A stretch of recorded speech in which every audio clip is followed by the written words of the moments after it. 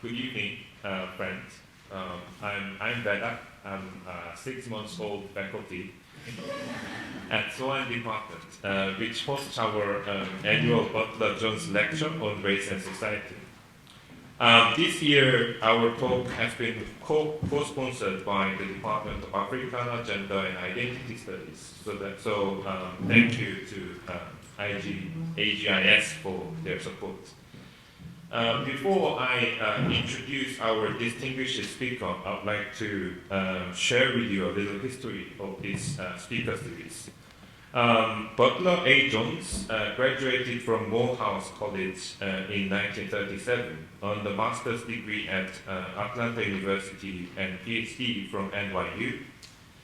Jones taught at multiple colleges, but was with owu for much of his career from 1952 to 1969.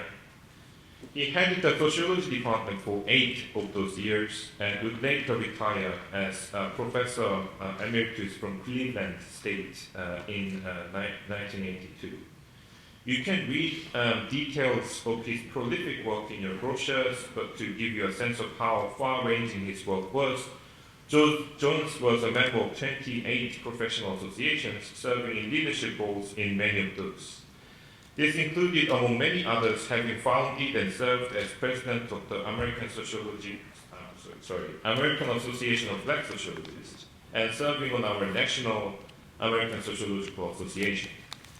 In contributing to the quest of racial equality, Jones submitted 10 briefs to the U.S. Supreme Court in cases involving equal treatment of all citizens. Finally, Jones received numerous lifetime honors and awards, including the 1985 The Founder Award, the North Central Association, Sociological Association's Professional Service Award, Cleveland Federation for Community Planning Distinguished Service Award, and the Cleveland State University Distinguished Faculty Award for Community Service. In 1995, to recognize Butler Jones's tenure at Ohio Wesleyan University, his contributions to the field of sociology and race relations, his involvement in the civil rights movement, and his commitment to the development of other scholars and professionals, the Department of Sociology and Anthropology established the Butler A. Jones Lectureship on Race and Society. Okay. Now I'll introduce the speaker today. So this evening we have a distinct honor of welcoming Dr. Davarian Baldwin, Paul E. Raether, Distinguished Professor of American Studies at Trinity College.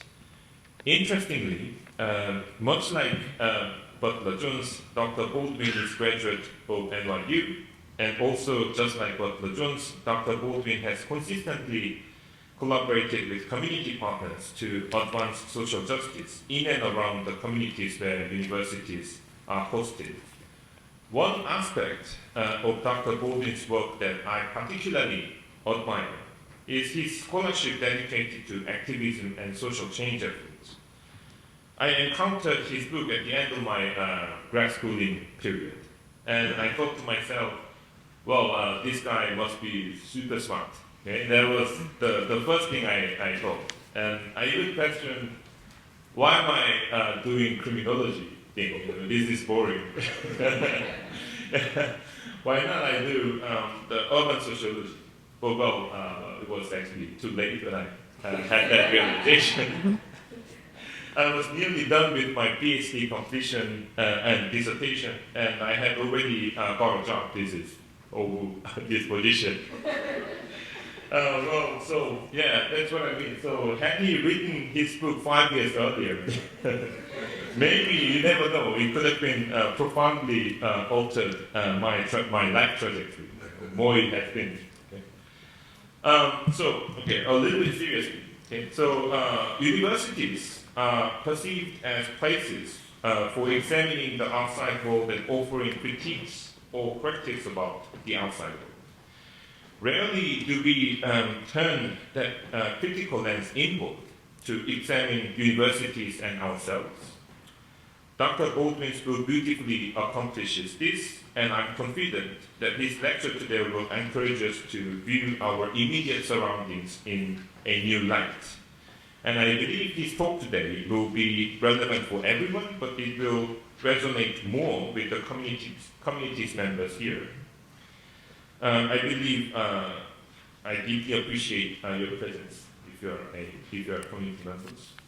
And actually this morning, Dr. Baldwin and Dr. Dean and I wandered around Delaware and did a little bit of homework, and including taking a look at the library, the Bickley Library, that's Hartford of Ohio Wesleyan University right now. So I really look forward to hearing Dr. Baldwin's reflections of our town tour and university tour. So, all right, I hope you're all excited about this lecture, as I am. So without further ado, please join me welcoming Davarian L.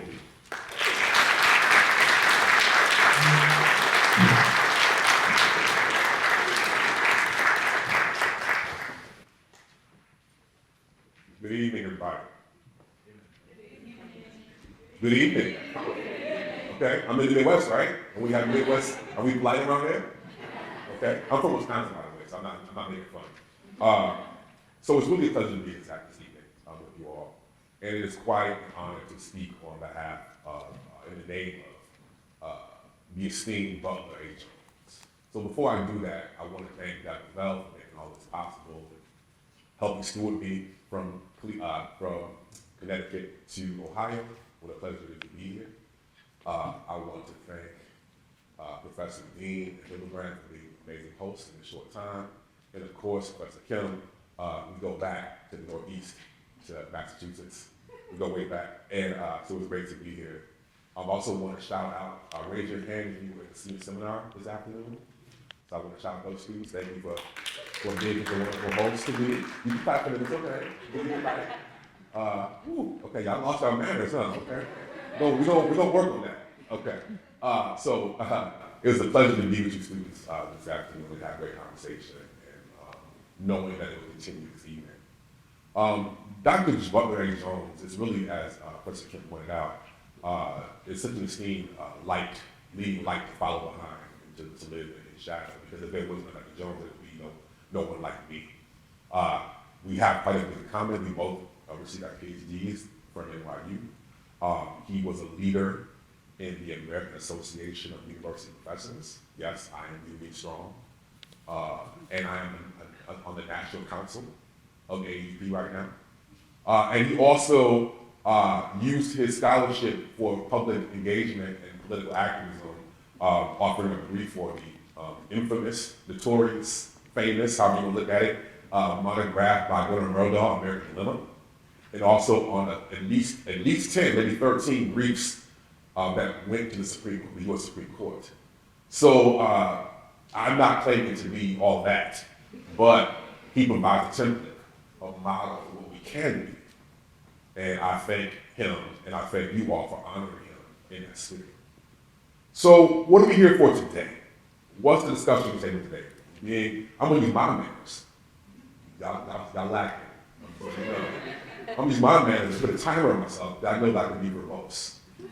So to make sure that we have plenty of time for questions and answers. But with that being said, we are here for discussion beyond diversity and inclusion. Rethinking the community engagement mission of higher education.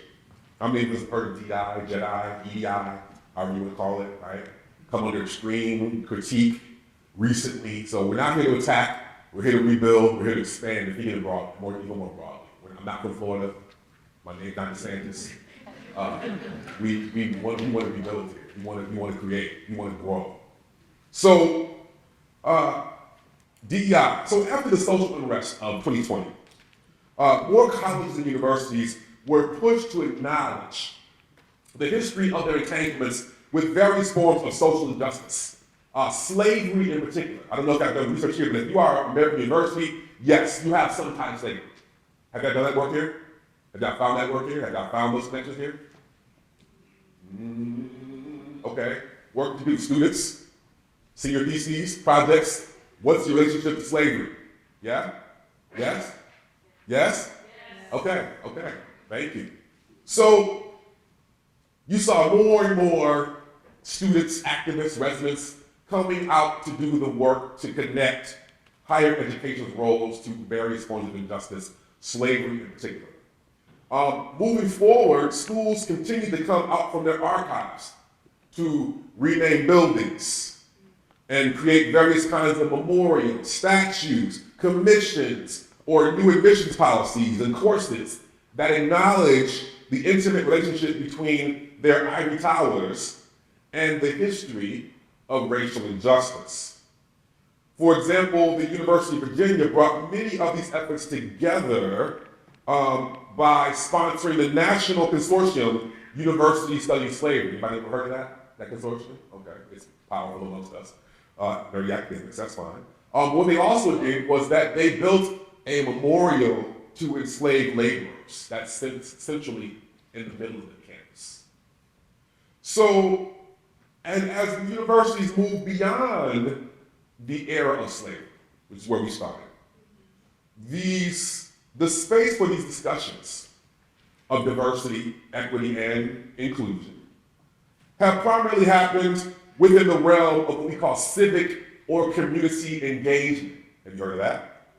Okay. So, in trying to do DEI work that goes beyond simply reconciling our past of slavery, moving to the present, that work is primarily happening in the realm of civic or community engagement. Take, for example, your own institution, Ohio Wesleyan University. We can remember with great pride the various mural projects that took place as a form of community engagement governed by the spirit of DEI in a certain kind of way. This is not an image of, the Baldwin, not an image of one of the murals, but I did see the murals today, the amazing community mural south of the campus in the most diverse neighborhood in Delaware.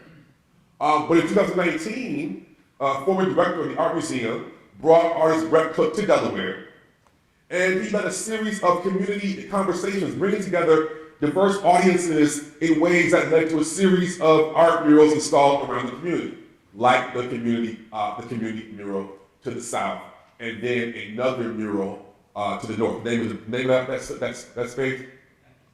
Anders? Yes, Anders House. Thank you.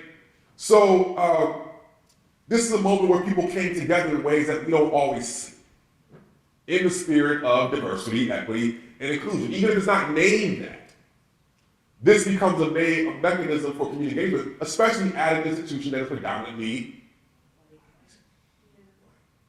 blaringly white. So it's a moment where the campus was made available, accessible to wider host communities of Delaware and beyond, all in the name of diversity and inclusion, even if it's not stated as such. And this approach to community engagement is consistent with national trends. That as higher education institutions, our engagement capacities are restricted to what? To educational and arts endeavors. We are a school. So the ways in which we can engage must be in the educational or artistic space. That serves who? Not so much the community, but you, right? How can these experiences become learning experiences? Service learning. So even in doing communication work, we are restricted or we constrain ourselves to think about this so primarily in terms of how can they serve as educational experiences for students, even when we're in the community. So just put a pin in that for a minute. Think about that. Let that, as we say in the community, let that marinate, right? Think about that for a minute. So, because community engagement, as governed by DEI, is seen primarily in educational space, these kinds of activities are restricted to things like what? Scholarships, tutoring programs, murals, or at best, philanthropic efforts like food banks or cleanup days, where you all can have an experience. Again, students having the service learning, say it with me, experience. Y'all with me? However, such teaching and learning visions of engagement in the areas of education or beautification or outreach failed to address the far broader ways in which institutions of higher education today actually engage the world beyond the campus grounds. While we talk about our constraints being primarily educational because we are a school, schools today engage the world in ways that reach far beyond teaching and learning. So staying at Ohio Wesleyan, compare the amazing mural project with the general messaging that comes from the architectural design and experience of the campus. Like many small liberal arts camp colleges of a certain vintage, like my own, Trinity, the campus functions as a bit of an island unto itself, to the point that residents that will be quicker to go through campus find ways to go around the campus so as not to reinforce visions of being excluded. While the low-wage workers that service this space, yes, the low-wage workers that service this space come from the broader community, the architecture faces inward and hence not inviting to those not directly affiliated with the college. For example, the interconnected system of walk paths, these internal artery of pathways stitched together in an enclosure of inward-facing buildings that have their backs to the broader community. And I didn't have picture of this then, but I do now. This extends to the newer part of campus with the glorious Jaywalk that we celebrate, right? An open-air enclosure, a mallification of campus life, where you never have to leave this 2-block radius and get everything you need. Yeah? I'm not trying to shame anybody because I work in a similar environment. I'm saying, what does the space say to you? Not what do we say it does, what does it actually do? You still with me? It's getting a little quieter, I know. Some of the older folks are like, I don't know about this dude. Stay with me. Okay. So, the design of the space does not speak openness or accessibility, despite the various ways in which diverse members are brought here to serve, but not explore the campus. With the rebranding of the library that was mentioned earlier, there is an opportunity, and for those who are listening, I say this loudly, there is an opportunity to conceptualize a campus space as in fact also a community space. Put the opening of the building outside, facing outward. Put it flat. Delimit the hill, the elevation, so that it feels embedded into the city space. Designate certain aspects of the space for community engagement projects. Make the space open, accessible, and available for community events, community partnerships, for community use. So we have an opportunity right now to speak accessibility and openness through our built environment and not just through our verbiage. This is an opportunity to make DEI manifest in how we do and not just how we talk. So it's in this moment, it's in the built environment, it's in design, it's in actually making engagement not speak to what we say we do, teaching and learning, but to what we actually do in terms of our physical footprint, in terms of who we bring here to serve us, in terms of our actual economic and political impact on Delaware. What does it mean to make principles of DEI apply to all the ways in which we engage the community, and not just the ways that we want to engage the community? Does that make sense? Yes. Why is this important now? Why is this not just about Delaware, Ohio? Why is this conversation so critical in this moment? Well, because right before our eyes, colleges and universities have become the biggest employers, real estate holders, healthcare providers, and policing agents. Yes, even policing agents. In major cities and small towns all across the country. You know what I'm saying? All across the country, it is schools that have become this vital, dominant, political, economic force in our lives in ways that have nothing to do with teaching classes and touches people who are not going to take classes here. So what does community engagement with the DEI principle mean in that context? The idea here is that colleges and universities, they bring people together. They create ideas and generate new innovations. And let's be clear, like, considering that Delaware is the most, arguably, or we're not quite sure of the actual number, but one of the most affluent counties in the state, it's not a mistake that your downtown is thriving when other small downtowns are not. Because owu is here. Retirees, what do they want? They want walkability. They want small shops. It's that wealth from those retired corporate executives who want to come here and live a good life and have a small town thoroughfare. It's what props up. So we get this, what props it up. So we get that one of the reasons why this area is so attractive is because of its college. Like, we get that. That's not a negative thing. So this is one reason why schools across the country, cities across the country, want a college as an anchor in the community because of the way it attracts people that have nothing to do with schooling, or those retirees who want to go take an art class or come hear a lecture. Right? They want that college-like environment.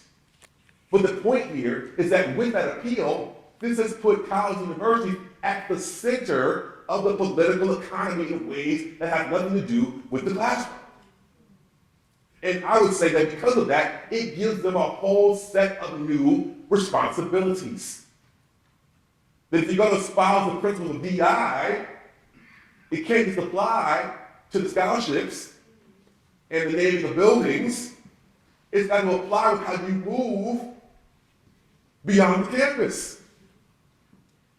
Right? Okay? So with that in mind, how are these schools across the country moving beyond the campus? Well, all across America, colleges and universities have become big business. And in this context, our cities have become their company towns.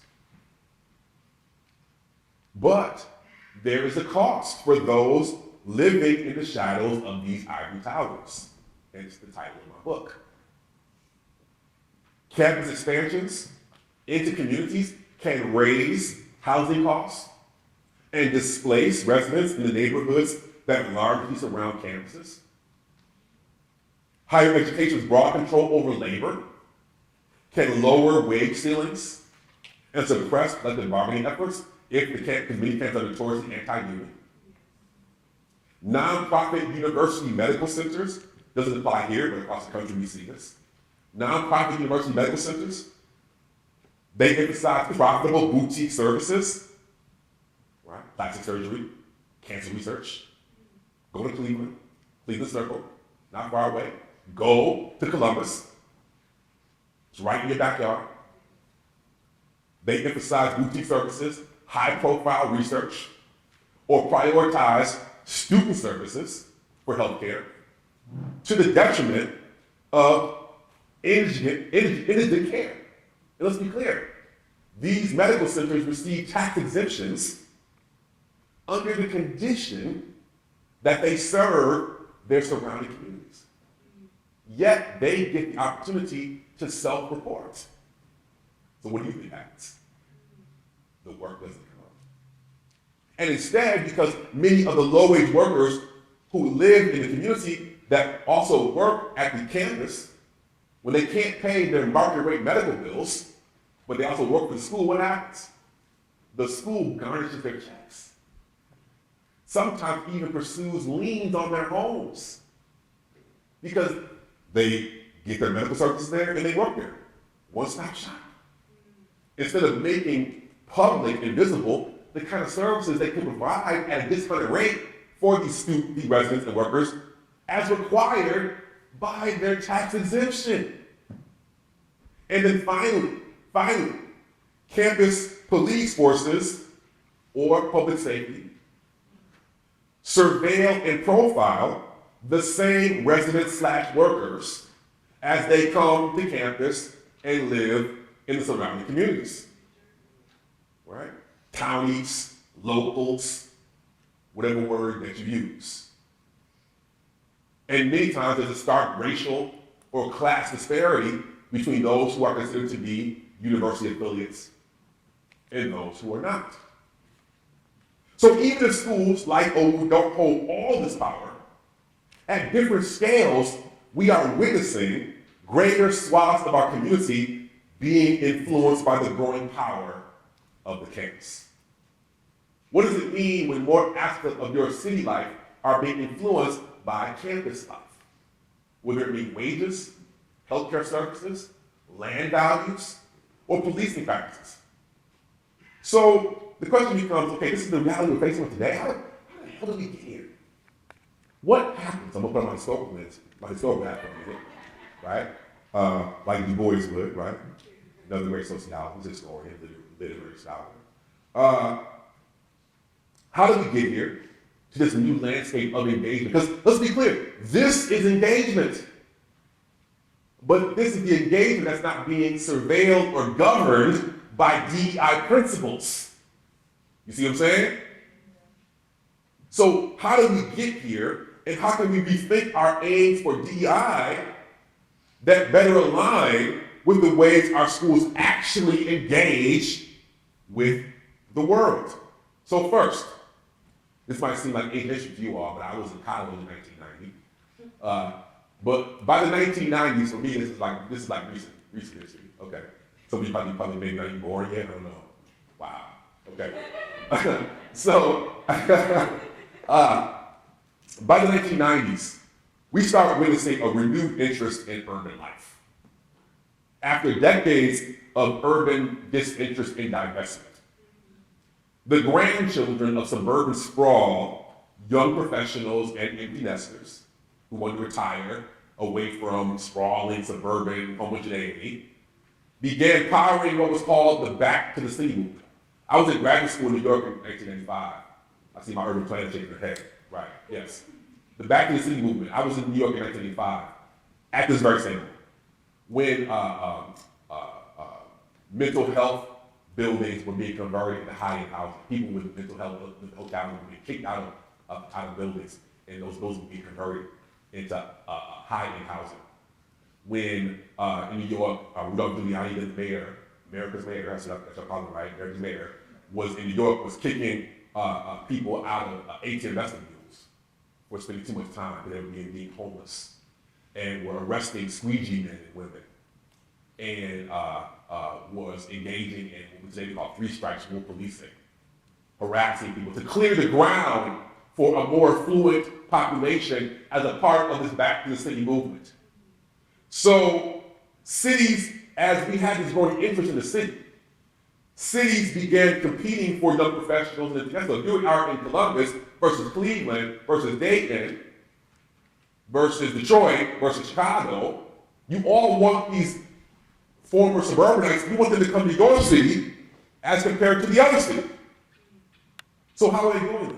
What, in their mind, in suburbanites' mind, what was the vision of the city?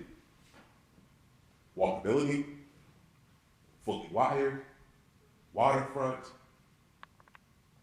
lectures, art museums. Their idea of city life was campus life. So that's happening, and cities are trying to get people to come back to their city as compared to the other city. At the same time, states in the 1990s, state governments, are contributing less and less to higher education. And let's be clear, whether you are a public school or a private school, you get state money. Private schools like to say you don't get money from state, yes you do, right? So, schools had to figure out different ways to make money. The key word this time became universities become entrepreneurial. How do we monetize certain aspects of our teaching and learning in ways that can generate money to offset our losses from state contributions? So take these two stories together. Cities are looking for ways to bring tax-paying residents back to cities. Schools are looking for new revenue streams. Suburbanites, their vision of city life is, what again? Campus life. So between city leaders and university administrators, there's this thing that we call today interest, what was it, school students? Interest convergence. Interest convergence between the interests of city leaders and university administrators, the desire to turn various parts of their city into some version of a campus. Right? You tracking with me? City as campus. So this is happening in the 1990s up into 2000s. And at the same time, in the 1990s, you have this desire on the part of schools to become more socially relevant. In the 90s, this is the period of schools being charged by their own students to divest. Schools were divesting investing in companies that were situated in South Africa. And so students were setting up tents and campus groups and saying, we're frustrated with your schools, divest from South Africa right now. You schools are receiving state money, you're being irrelevant, you're doing things that are against our mission, against our interests. So schools are scrambling in ways to become more socially just, more socially engaging, in ways in which state leaders, legislators saying, okay, school, how are you serving your mission? How are you serving the public good of the state? At the same time, schools are trying to become more entrepreneurial to make up for the money they get from the state. So schools began to rebrand themselves as anchor institutions. That unlike corporations that picked up their skirts and ran when things went bad, we stayed. And since we stayed, we can serve as an anchor to pull people back to the city. Now, of course, this applies to big cities, because when Columbus got too affordable, what town became a release valve for affordability? What town became a more affordable town? Delaware. So now you have primary urbanization, but it's too expensive. So you have secondary urbanization. So we are a part of the story as well right here. It's not just the New York, Chicago, Atlanta, LA, St. Louis story. It's also a secondary city story about trying to convert or make the case that our schools can serve as anchor institutions, and we can also be in service to the communities around us. This is when the term community and civic engagement became in vogue. To make the case that we can serve in ways that justify us receiving dollars, being relevant, while in a moment when students are pushing us to align our values with our actions.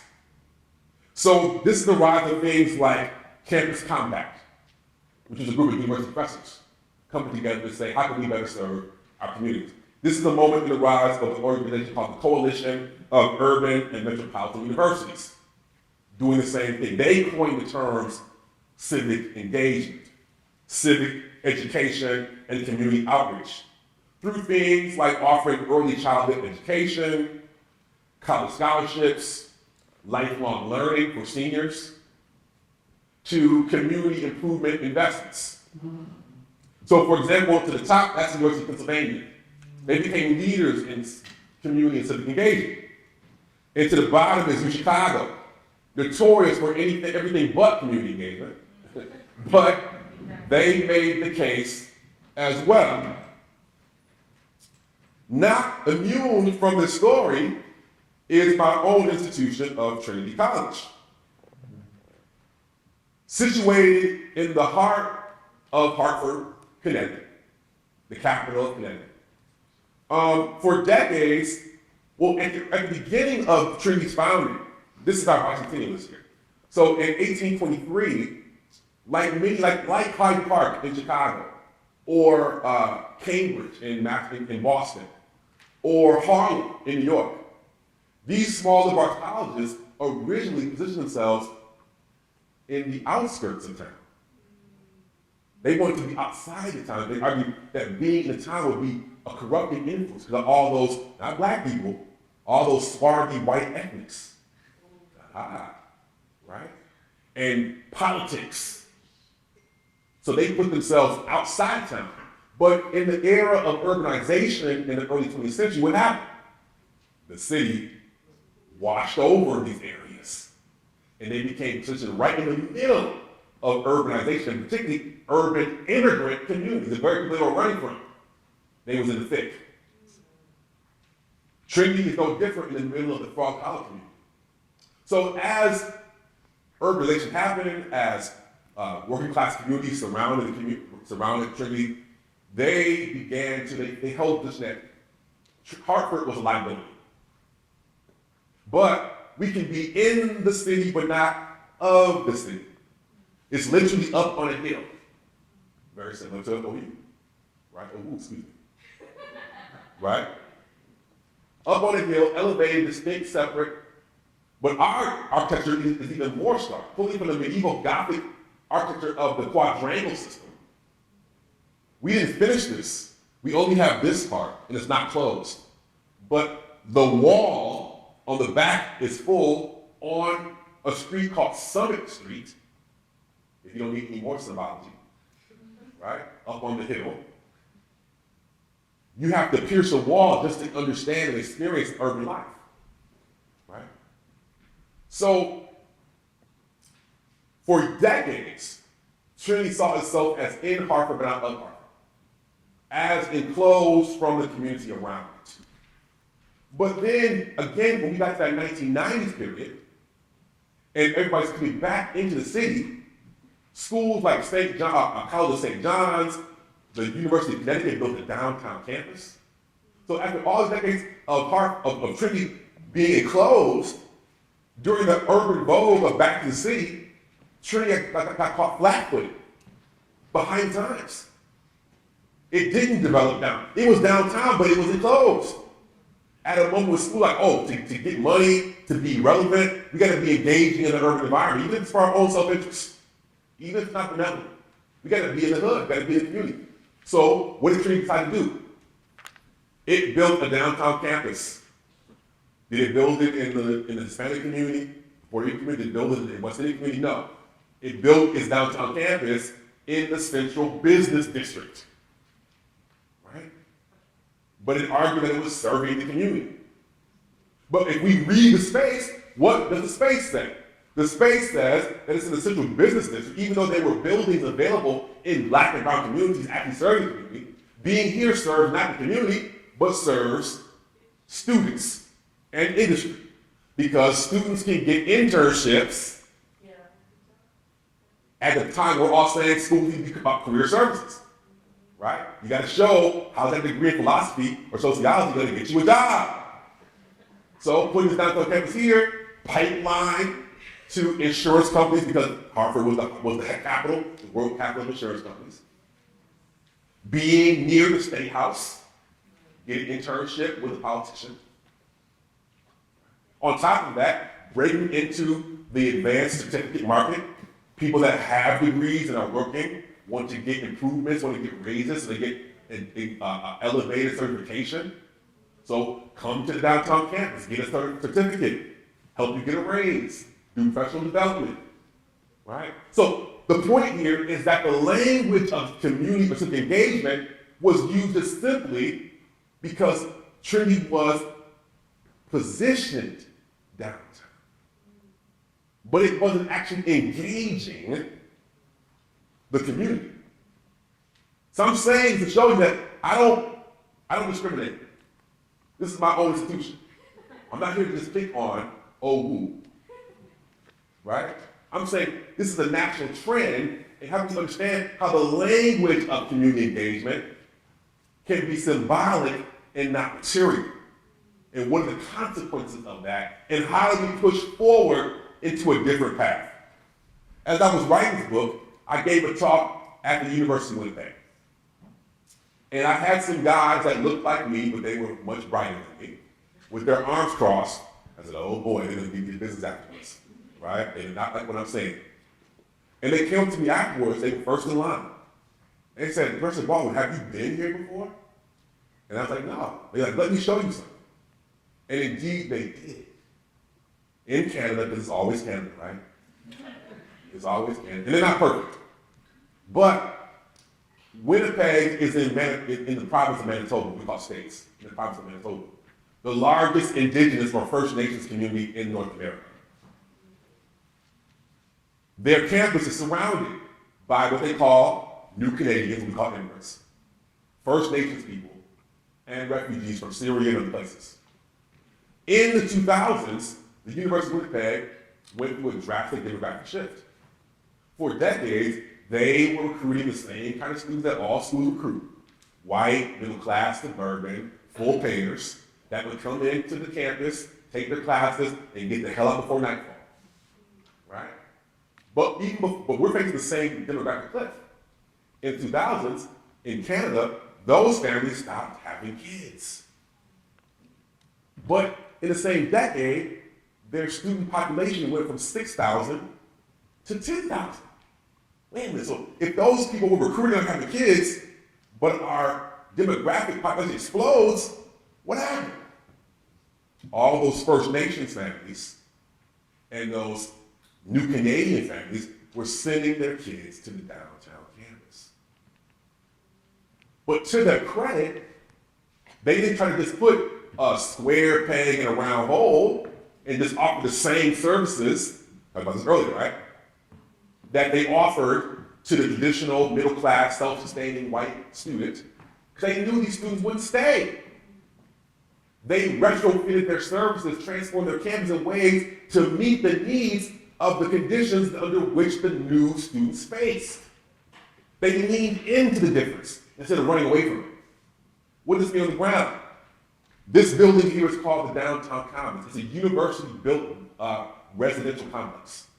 It has 4 different price points. The balconies are luxury rate, but there are also market rate, affordable rate, and even the more affordable rate geared to income.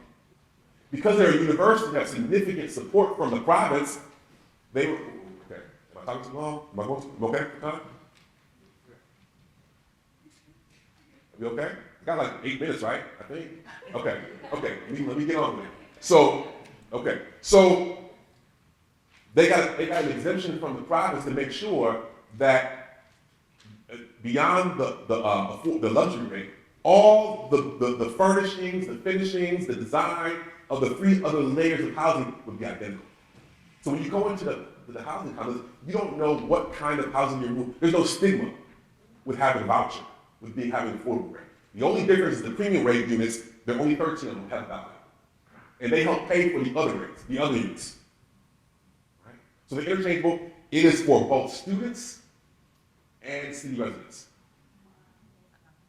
Right? And because indigenous people engage in the cultural practice of smudging, they retrofitted their air duct system so that the common areas could be available for smudging practices. And for the residents who can't afford individual Wi-Fi, all the common areas have free Wi-Fi. On top of that, if you don't know anything about Winnipeg, it is brick cold in the winter. 10 months out of the year is probably cold. So indoor spaces are at high premium. A couple of years ago, they built a new recreational facility. I know there's lots of athletes in the room, right? We'd like to have that new facility. What they did, though, is they put it under the governance of a community charter. What does that mean? So community organizations have a right by law to access this building for their own community projects and partnerships, not at 7 in the morning for Big Mac, but at prime hours of the day, governed by a community charter. And finally, Diversity Foods. They had a contract with one of the horrible food service companies, Tedesco, Aramark, Chartwell's, Marriott, where you pay $13 for a chicken sandwich, right? Who do y'all have? Okay, I don't know them, but okay? They had a contract with Earmark. The food was horrible. They fired them. They created their own company called Diversity Foods. On the hiring side, 60% of the workers come from what they call difficult to employ Canadians, single mothers, recently incarcerated, new Canadians, refugees. And they don't just offer wages, they're moving to collective bargaining so that these workers have shares in the company. On the supply side, and I've walked through the kitchen, they have compost bins next to every workstation. Their raw materials come, 70% of the raw materials come from small farms, family farms, within a 100-kilometer radius, so they don't get stuck up in agribusiness. And finally, they send out their cooking oil to be converted into biodiesel to run the physical plant camps in a sustainable way. So my point is that the critique I'm offering is not just navel-gazing academic analysis, right?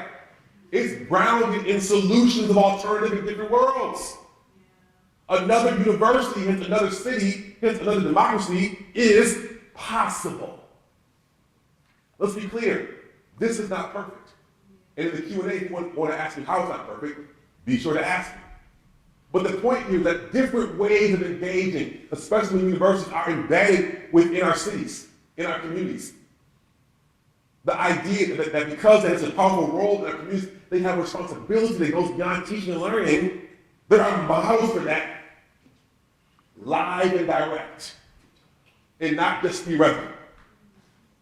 It's not science fiction, right? This is real time, real talk.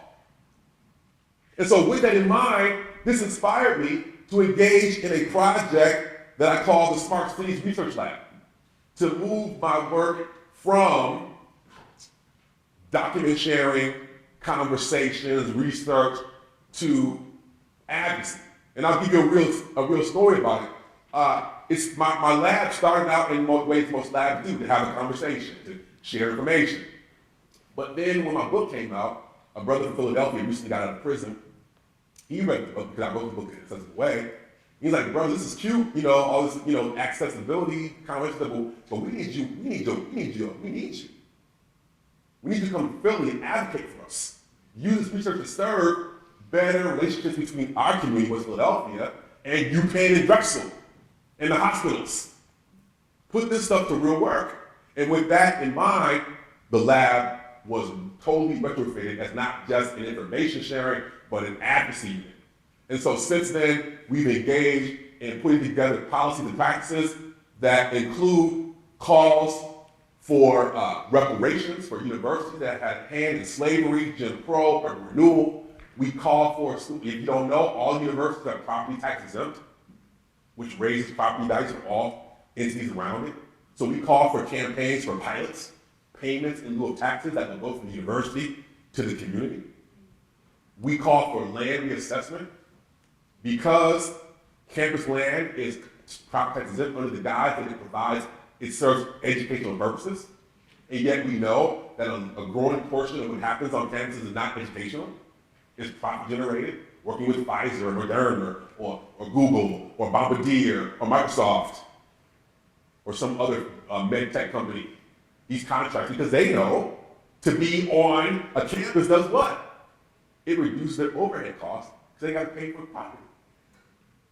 And they have cheap labor in the form of graduate students or even undergraduate students, right? So they see the benefits of being on campus. So we argue that county and city assessors should get on campuses and do a reassessment of what's actually being, of land use. Is it actually being used for campus for educational purposes? And if it's not, it needs to be taxed. We call on community benefits agreements so that if a campus is expanding into the community, it should be governed by community benefits agreements, which include things like improving public schools, community centers, fire stations, scholarships, affordable housing land trusts, property tax land trusts, because if you have aunties and uncles who have been saved their whole lives to live in a community and then property values go up and they're on a fixed income, how are they going to be able to afford the increased property taxes? So we call it property tax trust to say that you can still afford to be here as property values go up. So we think a lot, right? Food redistribution and police divestment, if they are police firms. Like, if any police force can engage in divest, invest, right? To decarceralize policing. What is public safety? Is it armed patrols? Public safety is what? Food security, housing security, trauma care. What better entity could lean into actual public safety? What entity has the facilities to do that? Who? Where? Where? Schools, housing, cafeterias, health facilities, police forces. If it's anybody that can engage in a divest invest model, what some people call abolition, right? Police abolition. But what it means is divesting from armed policing to engage in actual public safety, right? Affordable jobs, living wage jobs. If there's any entity in the country that can do that better, instead of leading to increasing campus police, engage in public safety in these ways. We are the best model to do it. We are the best equipped to do it. So these are things we call them. And these things have not just been theoretical, we put it in practice. So for example, during the pandemic, I was asked in New Haven, Connecticut, to come down and support New Haven Rising, which is a coalition of students, not so much faculty, unfortunately, especially with tenure, they're the worst. Students, community members, city councilors, labor groups, labor unions. Because Yale University is the biggest employer and landholder in the city of New Haven. Right? If they pay their property taxes, they would owe the city of New Haven $170 million a year. They pay a pilot, the biggest in the country, at $14 million. But as you can see, that's a fraction of what they owe. As a part of the campaign, they brought me down, they engaged in rallies. I brought my journalistic friends in, we wrote op-eds in Time Magazine, in the Washington Post, in local journals. We engaged in teach-ins. We repurposed a downtown street to show that little red stripe is the $14 million that Yale contributes. That long blue streak that goes down the length of the street, that's the $40 billion endowment that Yale holds. So artists got involved. And by last year, after decades when Yale didn't have to come to the table because according to state law, we don't have to pay taxes. We don't have to come to the table. But with public pressure, with analysis, with situating Yale in a national conversation about these things in my book and in the conversations, we forced Yale to come to the table, and now they are paying an additional $52 million over the next 6 years. I'm proud of that. And because of that, communities across the country said, we need to get that lab here and start getting, how can we do that? So right now, I'm working with community groups in the state of Massachusetts, in Rhode Island, in Baltimore, in Ithaca, in Durham, North Carolina, in Brooklyn, California, in Miami, Florida, to put forward some version of tax compensation on the part of wealthy universities and medical centers. Right? There are other things that we're doing as well. The renewal project is the last thing I talk about. The renewal project is something that actually students talk about students. We're like, oh, we feel like we have no hope, no agency. Coming out through the COVID generation, right? What can we do? This is all just scholarly. This is all just academic. Here's an example of how the scholarship can become activated. So, as I said before, at best, schools are willing to accept or acknowledge their role in slavery. They say, oh, well, yeah, we had slavery, but look how far ago that was. And look how far we've come. But in my book, I talk at length about how schools also became the friendly face of urban renewal projects in the 1950s and 60s, demolishing Black and brown communities to make way for expanded campuses, to make way for highways, to make way for thoroughfares. So like University Studies Slavery, I helped co-found this thing called the Renewal Project. We have teams all over the country made up of students, faculty, and community groups. We get together, they do the archival research, that then becomes the foundation for doing courses, creative placemaking, renaming buildings and streets, and hopefully building forth the vision of a parent. Just recently, Christopher Newport University discovered, or residents discovered, and journalists discovered, that Christopher Newport University was built on top of a middle-class black community in Newport News, Virginia. They were dumbsmacked, right? Whoa. And then they're like, wait a minute, is this just a Newport News story? Or is this part of a national conversation? And someone said, you need to talk to Professor Baldwin and the Renewal Project.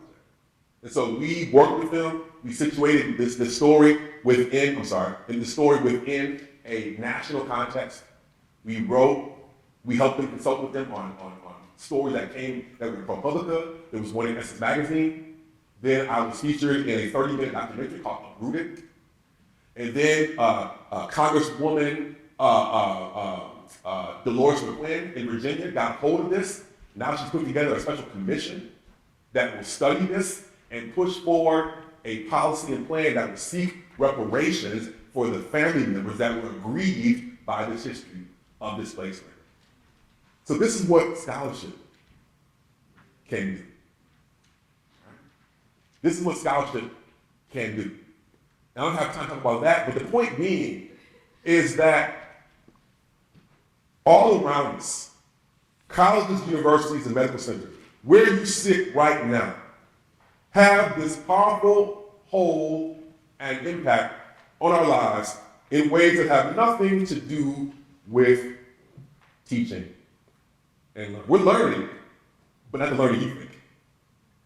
And so, if we are going to have DEI as a publicized mission of the institution, it cannot just be in the realm of scholarships and cleanup crews and memorials, but in the ways in which schools actually engage the world.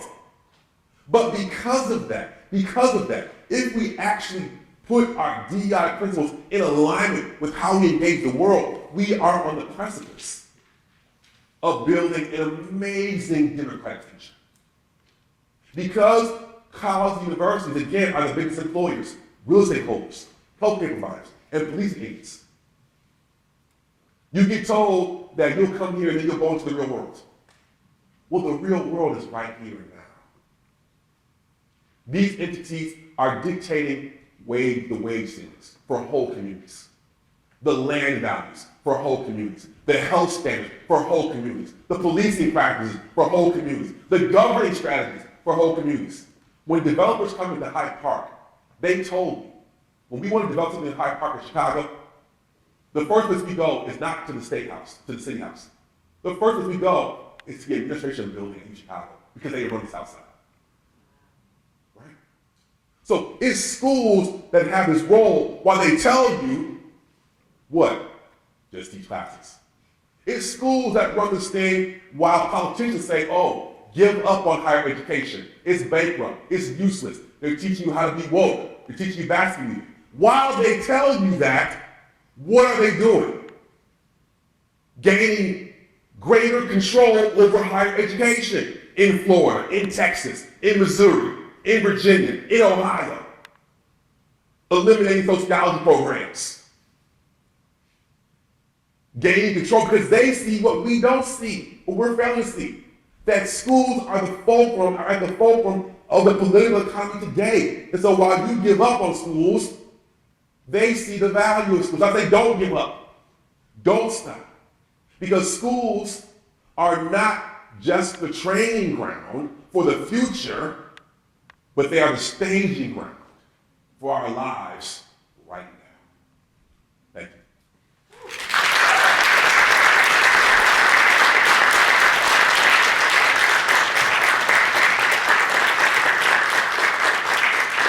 You have time for questions? Is there a mic? Yeah, what's good mic? Hello, I'm Tom Homan. I'm the city manager Ah, Delaware. yes. Welcome. All right. Fantastic. Yeah, wonderful. I've spent 10 and a half years in Connecticut. Oh, okay. Familiar with Hartford. Great work. Fascinating perspective on DEI. Uh-huh. I think it really helps to enlighten me as a community leader about ways to further engage the university. Right. And Okay. I I like to hear it. like the whole idea of the physical space. Yeah. I've heard a lot of conversation with the new president here Yep. about the inward-facing buildings and trying to make them look outward. Right, right. And there's a lot of opportunities for that. That's right. I'm looking forward to learning more about the research lab and Okay. applaud you on this work. It's great urban planning. I appreciate that. I'm an urbanist at heart. For a Yes. local official, it's good to hear this stuff. Okay. Thank you. That's what's up. Thank you. Yes, yes. Dr. Yes. And I'll say that the kind of work we're talking about doesn't require a whole lot of money. There's lots of low-hanging fruit. So one time I mentioned I was talking to medical students at UPenn, and I'm saying, listen, look around you.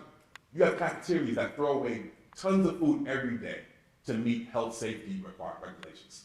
What would it mean to take that food you're going to throw away and repackage it into healthy meals and distribute it to communities in need? So one medical student, you know how rigorous medical school is. One medical student got together with some other students and they worked with, for free, volunteer black and brown women who work in the cafeterias. It's always black and brown women. It's always black and brown women who got together and started packaging these meals. They got together with, dare I say, the local Democratic Socialist chapter of America, right? And they got together with the local DSA and they bought portable freezer bags for their bikes, and started shuttling food from UPenn's medical campus cafeteria to communities in need on their own. And the school still refuses to support it or even endorse it. They benefit from it in their media, but they won't support it in their dollars. But what I'm telling you is that sometimes all we need to do is see what's right in front of us and how can we repurpose in ways that don't require, heavy lifting. How can we redistribute resources and possibilities within the conditions of our own living? That's just one example. Another question, Karen. Thoughts, frustrations, anger, anything. Hi. I want to say I have a lot of friends that are in the environmental and sustainability department. Yes. So I really appreciate you bringing up the not wasting food, Yeah. just like compost, because I think it's a really important aspect of like inclusion. That's right. I appreciate that. And to be just to verify, the campaign at the University of Winnipeg was driven not by a DEI mandate, but by a sustainability mandate. But for them, sustainability had 4 pillars. It was environmental, so yeah, LEED certified buildings, of course, right? Turn your lights off. But also economic, social, and cultural. And they believe sustainability has to be broader than just going green. That for them, that meant that we live in the middle of a First Nations community. So to be sustainable, they have to be able to stay. They have to be able to learn. And so the downtown commons, diversity foods, all those things were driven by this broader sustainability lens that went beyond simply going green. I just want to point that out.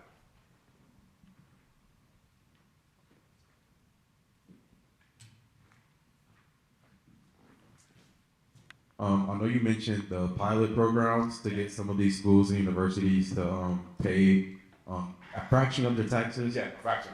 I was wondering if you know of, or if there has been any push in legislation to try and require some of these universities and schools to pay. Speak my language. Yep. So this will be kind of talk about something I didn't talk about in the talk. So I'm actually working with state legislators in Massachusetts, Rhode Island, to do precisely what you're talking about. So Massachusetts currently, because Boston is like a college town, right? It's full of colleges. So, so it's very important. And so they have a voluntary system right now in the city of Boston alone that says that they said we want to pick on small schools that are actually doing better than big schools. So if you own at least $15 million worth of property, we are asking to pay just simply 25% of what you would owe if you pay taxes. Because we calculate that 25% of taxes go to public services, like public schools, snow removal, trash removal, public infrastructure, and no school even pays 25%. So during the COVID pandemic, they reached out to me to help build out a campaign, a statewide campaign, that would make this voluntary project statewide and mandatory. But the problem is that a lot of these kind of hippy-dippy projects are all white, yet they use the data of disparity in Black and brown communities, but they don't include it in the projects. So just last week, I was in Roxbury because they want to make a point of having a meeting in the hood, bringing the predominantly white sustainability folks to Roxbury to meet at the NAACP offices to make Black and brown organizations co-leaders in the state campus. So we move, as we speak, we're moving and building to make the state level legislation. So thank you for that question. Thank you. Mm-hmm. Yeah. So a comment about the culture and a comment about architecture. Sure. First, culturally, right? Like I think part of the challenge that an institution like ours faces is helping to facilitate that kind of community campus integration by making these spaces more accessible. And so, you know, as we're working to do that, right? I just want to give a shout out. You know, Tom, it's awesome to see you again. It's been a while since I got to interact with you, but like to our community residents here, right? Like that we want to continue to value this kind of conversation and places where we can come together, because it's not automatically ingrained, and there's that culture in which we're used to operating independently. And so just to value that and thank community members for joining us here today.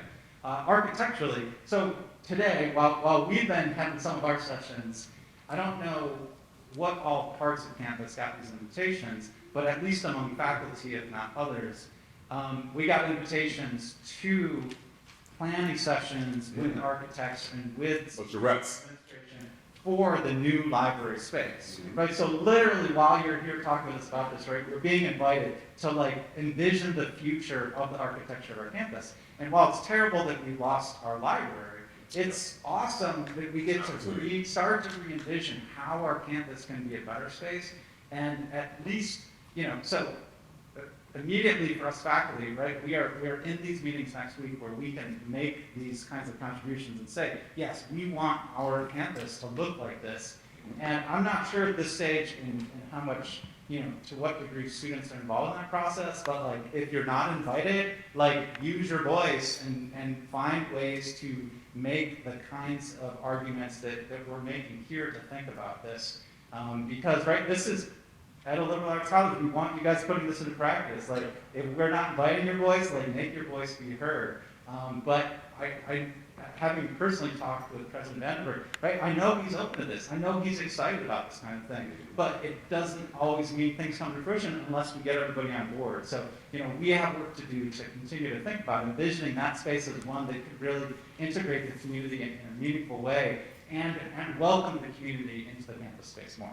And I'll just add that, hopefully I'm giving you a small gift of tactic in terms of what would it mean to, we all advertise, you know, DEI principles in the classroom. So what would it mean to say, okay, let's extend this DEI conceptualization to how we build this library, to how, so it be outward facing, it have community spaces. What would it mean if we apply DEI principles to the wages and work conditions of our cafeteria and groundskeeping workers, so they have living wages, and we as students advocate for that. What would it mean to say that this is a way of, this is service learning, right? Being on the front lines, arguing for better wages for our workers is service learning, right? Arguing for learning how to talk about charrettes and plans to make cases for a more equitable and inclusive building structure is service learning in ways that go beyond just us. Because universities, and it's, you know, for good and for bad, even in their best moments, they're thinking about their own interests. But what does it mean to make visible that, okay, you are property tax exempt? That's afforded to you by the state of Ohio, meaning the people. What does it mean that even if you're a private university, you are only in existence because of the state charter, public or private? If the state did not offer you a charter, you wouldn't exist, meaning, and that charter is predicated on you servicing the state. But most of these schools are doing what? In their admissions policies, to move up the rankings, they're becoming more selective. And for financial reasons, they're recruiting more students from out of state and international because they become full payers. So to have DEI principles align in the state and have the school align with the state mission would mean to do what? Have more students from the state, more students from inner city neighborhoods, to have the physical footprint be more aligned with DEI principles, to have the workers on this campus have living wages and better work conditions and better health plans. All these things would be in alignment with DEI principles and the state charter by which the school exists. And I was saying earlier, what would it mean for you students to begin to do like senior theses and independent study projects? You can get into these archives, into these correspondence, those are the ways that I can't, and the ways faculty can't. You know, for good or for bad, in the capitalist framework, you are seen as clients and future donors. You can make the case, okay, I'm doing independent study. I want to look at the real estate portfolio of the campus, of the college. I want to understand, let me see the contract between, what's the name of the food service company y'all have? AV. I want to see the contract between AVI and university. Right? Is it aligned with, but you can do this as a client of the campus. Wouldn't that be something? Right? Now they will argue that, well, AVI is a third party contractor. So even though we might have good working conditions with our direct employees, we're not responsible for it for a third party. This is where the learning comes in. But since you have a social, a DEI principle, since you have an inclusivity mission, what about we say that any arrangements you hold for direct employees should also apply to third party employees? And how that would align with your social, with your social mission? How that would align with your campus plan? Would that be a learning experience? Would that be service learning? Yes. Just a thought. Just a thought. Other comments, questions? Yes, here. So, Stand up. What's your name? Come on. Epuka. How you doing? Good. So I'm happy about your accomplishment at Yale University, but I wanted to ask how, like, did you think about how this will affect the students? Because universities losing money when they're paying taxes. Or did you look at how this like affect the students? Like, what happened with the students' tuition rates and stuff? Right. That's a great question. And it's consistent. Students don't think about students, right? So the problem is that like austerity plans, like we ain't got the money. That's what austerity basically means, right? We ain't got it. We'll say that either we serve the community or tuition goes up. Those are the two options. And these are schools, my school has $500 million now. Yours is 300 million? Right? You should learn that. What is your school's endowment? Right? Okay, say 300 million, something like that, right? So to argue that the only options are serve the community, pay better wages, or tuition goes up, I think we're missing some variables here. Right? Yeah. Right. What would it mean to tap further into the endowment? Already, schools have to spend 5% of their endowment in order for it to remain tax exempt. Yes, your endowment is tax exempt. But currently, endowments, they're mostly in money market accounts. And they spend more money on money market managers to manage the account than they do in community projects. One thinker, about 5 years ago, wrote an op-ed in the New York Times, said, you know, what would it mean if a school just offered additional 3% for community projects? On 300 million, on 40 billion, 3% is a small portion. Universities went crazy. This guy is ridiculous. How can you say that? The endowment is meant to provide sustainability for the lifeblood of the institution until its end. As if what? As if schools every year don't get donations, don't get tuition. Right? 3% is minuscule compared to what it would do to communities. Right? So there are other variables here. It's not either do infrastructure, support community, support labor, or tuition goes up. We missed some variables in these equations. They doing that new math. Right? We got to put all the variables on the table and have a real conversation. And if we do it and they still say we can't do it based on the actual numbers, then we can accept that. But let's at least have all the numbers on the table when we have the conversation. Right? Especially when you are a state chartered school that's predicated on serving state residents, and you increasingly are pulling in students from out of state. Right? Are your actions aligned with your charter? That's the question. I mean, I know some people are like, I can't believe what you're saying. I'm just asking questions based on what I see. Right? These are the claims. These are the policies. Here's the budget. What are we doing? If we can't do it, we can't do it. But I think we can.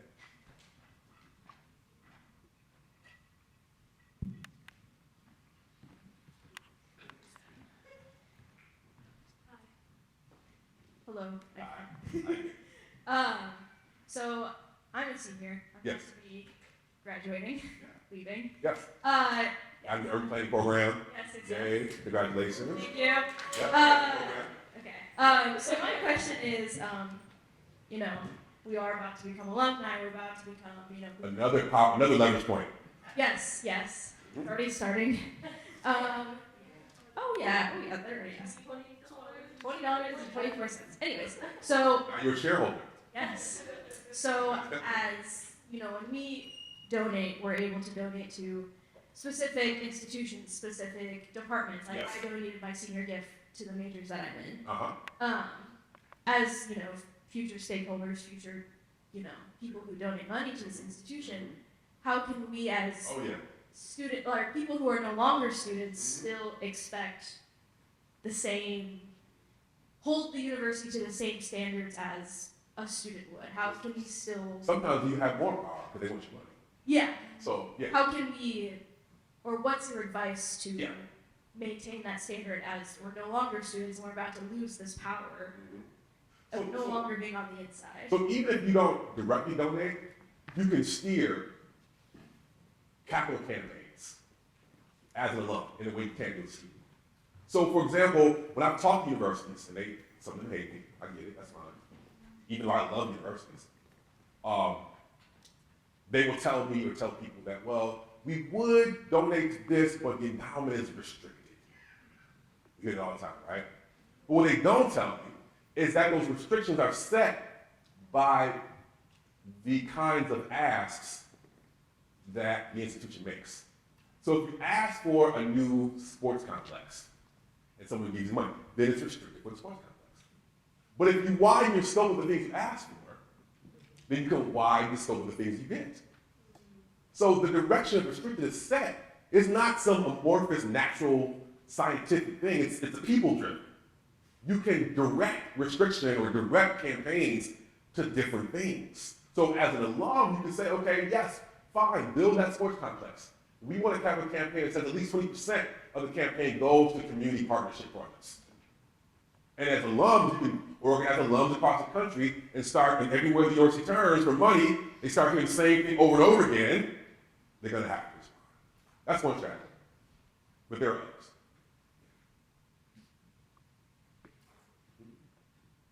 But that restricted funding is an old strategy, right? So you gotta read. Use your critical, all the skills you learn here, you gotta use them in the world. Yeah, yes. No, actually, we had a question. Yeah. Oh, okay. Hi. How you doing? I'm good. I'm Kaylin. I just thought your mentioning of Chicago was really interesting as a Chicago Southsider. I think What neighborhood? Chatham, West Oh, yeah. Chatham specifically, right near Dan Ryan. I think it's quite interesting seeing their terrible, Right? yes, seeing their terrible decisions about urban development and how it's not working to benefit us specifically. I wanted to know what's the best way as a, I guess, new voter to hold them accountable. Yeah. I think Chicago young voters at least haven't been taken seriously until the past mayoral election when they saw we actually got up and voted. Yes, that was my doing, part of my doing. I think, how do I guess, be as politically active as I can, but also, I guess, make active change Sure. besides voting? Because I think just rolling my eyes at like the new urban planning as I drive through the city when I get back home, every break is getting a little annoying. So I want to know what I can actually do to That's a great question. make some changes. I can't give you a name right now from our urban planning system. We would agree that right, urban planning is not sexy. No. Right? It's very wonky and unattractive, but it's extremely effective and powerful. Because the plans are decided on in an urban planning meeting or a zoning meeting affect that community for the next 50 years. Right? Something simply as an egress on the street, or the width of a sidewalk, all these things, or the approval of development. Like any project that gets the right, that is built in a city, has to have the approval of the city. It requires a permit. This is one way in which cities have been able to get schools to sit down and talk about pilots. Ithaca, New York, got Cornell to sit down and talk about pilots because they refused to give them any permits on any project moving forward for 10 years. That's what got them. Oh, he left, but that's a strategy that cities have. You can deny for building permits. That's one thing. But also, my point is that going to be very unsexy planning and zoning meetings. That's where stuff really happens. Being there, asking questions, being a young graduate on those commissions, making decisions, asking questions. Those are ways you can affect change in ways that go beyond voting. And they, again, are not sexy or not cute, but they are highly, highly effective. It's where the donuts are made, right? It's where the decisions happen that have an impact in the community for the next 50 to 100 years. Being an urbanist, I'll say that. I mean, there are other ways to do it, but I'm just saying, in the context of what I'm talking about, what I'm doing, things that we take for granted, these boards, these commissions, asking questions, community groups always, labor, organized, supporting labor, supporting community groups always, but someone that has a bachelor's degree, someone that knows how to read, critically, someone that might have more time, privilege of time to be involved in things like this, that, 3-hour meetings that happen at 7 o'clock at night, things like that. So that's why intelligence is about time. These are things that we can do that actually have a profound impact. Almost all the things I talk about in my talk today come on the struggle over these meetings, these boards, right? And many of us are like, oh, I'm not doing that. And people sit on them and make decisions for years. And there's no conversation, no question. And just simply shining a light on this changes the whole narrative about what does it mean to build community. Where will the grocery stores be? How much money will go to a school? What developments come into its community? How many units that development will be at affordable housing rates? And not at 120 AMI, you know what that means, as I'm planning for it, right? But at 40 to 60 AMI, which is more in line with the affordability of working class, Black and brown and women and communities. These are the things that happen in these meetings. So that's a start. Thank you for that question. I know everyone wants to have a question, so I think this has to be our last question. So, but I'm sorry. So I think so. Of course it's our. You know what they say. Yeah, that's for last. Yes. What advice do you recommend to future grad students like myself and or future faculty members of these elite institutions? Sure. How do we play our role in holding these institutions accountable based on their mission statements embedded in these principles of DEI? Like, how do we as faculty members, ensure the safety of our job, per se, but also make sure that these institutions are really working for the community and not for themselves? Okay, thank you for that question. And of course, being faculty of color, being in the faculty, all the burden of work always falls triple time on you, on us. So that's unfair. But there are ways in which to make it work for you in your professional development. So turn this work into an independent study. Turn this work into a class. Publish on this work. Do the work with these community groups and with these students. Turn it into a publication, right? Join the American Association of University Professors, or AFT, or whatever labor union your faculty are part of. Ask questions about shared governance on your campus amongst your faculty ranks. Encourage those who have tenure, who are protected, to shut up and do more. Because we find a horribly inverse relationship to the greater security that faculty have, the less they do. It's the most vulnerable faculty, those who are contingent, and adjuncts who do the most on the front line, the most vulnerable. I don't understand it, but it's the reality. They are always shocked when I'm on the front lines as a tenured 25 years in. Yes, 25 years in. That was right? They're shocked because most people that are like me don't show up when they actually could. We tell ourselves all the time, when I get this, I'll do that. When I get this, I'll do that. But I remember, whoever you are today, it's who you're going to be tomorrow. Unfortunately, that's, people change, but at their core, the things you invest in today are what you will invest in 20 years from now. I'm sorry. So if you keep on saying, when I get this, I'll do that. Now, of course, not to the degree of jeopardizing your career. You have to be tactical and strategic about it. But your core principles of who you are and what you invest in, they don't really change. Right? And so, those are some strategies. We can talk more about it in detail because it's kind of inside baseball, but we can talk about more, afterwards. Yes. Thank y'all.